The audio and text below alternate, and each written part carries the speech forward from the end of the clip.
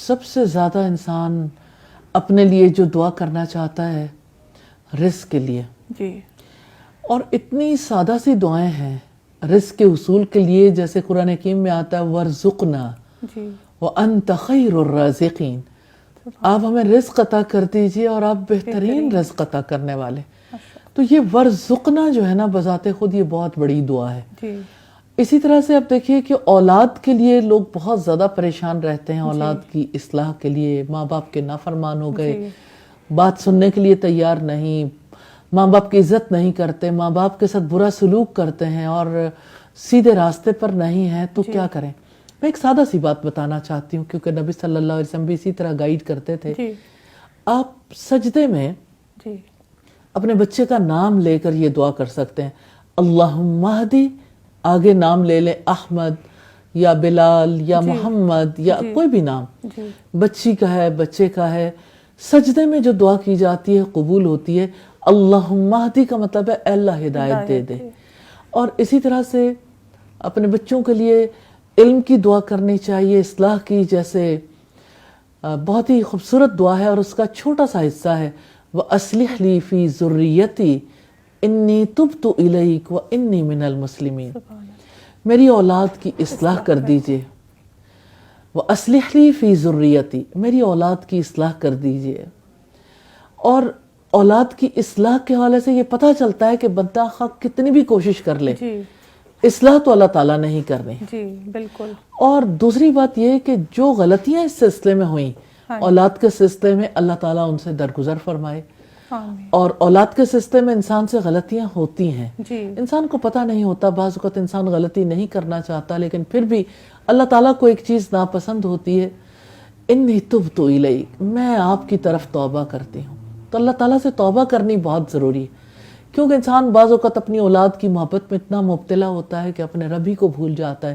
کتنی نمازوں پر اولاد کی وجہ سے اثرات آتے ہیں، اولاد کی خوشیوں کے لیے انسان کبھی کبھی حلال سے حرام باؤنڈری بھی ٹچ کر جاتا ہے۔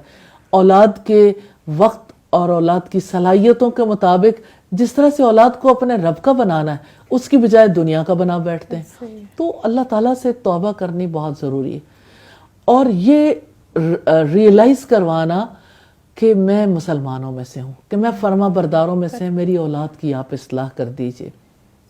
اسی طرح اولاد کے لیے جو دعائیں کرنی ہیں، اس میں اولاد کے لیے اللہ تعالیٰ سے علم ضرور مانگنا چاہیے، دین کی سمجھ ضرور مانگنی چاہیے، اولاد کی دنیا اور آخرت کی بھلائی کے لیے دعا کرنی چاہیے، ان کے بہترین رزق کے لیے، اولاد کی اولادوں کے لیے دعا کرنی چاہیے۔ اللہ تعالیٰ توفیق دے ہمیں کہ ہم اپنی اولادوں کے لیے اتنے مخلص ہو جائیں کہ ان کے لیے اپنے رب سے دعائیں مانگیں اور سجدوں میں دعائیں مانگ سکیں۔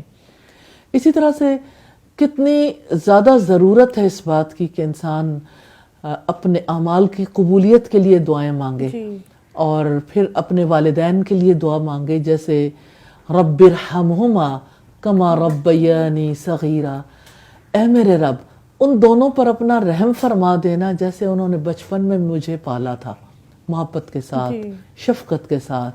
اسی طرح سے اب آپ ان کے ساتھ شفقت کا معاملہ کر دیجئے۔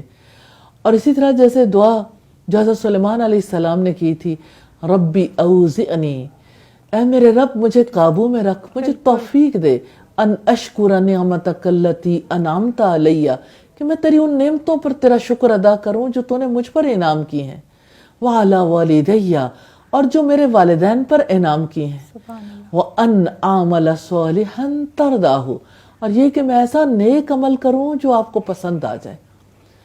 تو دعا تو مومن کا ہتھیار ہے، سہارا ہے، دعا ہی تو عبادت ہے۔ الدعاء هو العبادہ، رسول اللہ نے یہی فرمایا تھا، دعا ہی تو عبادت ہے۔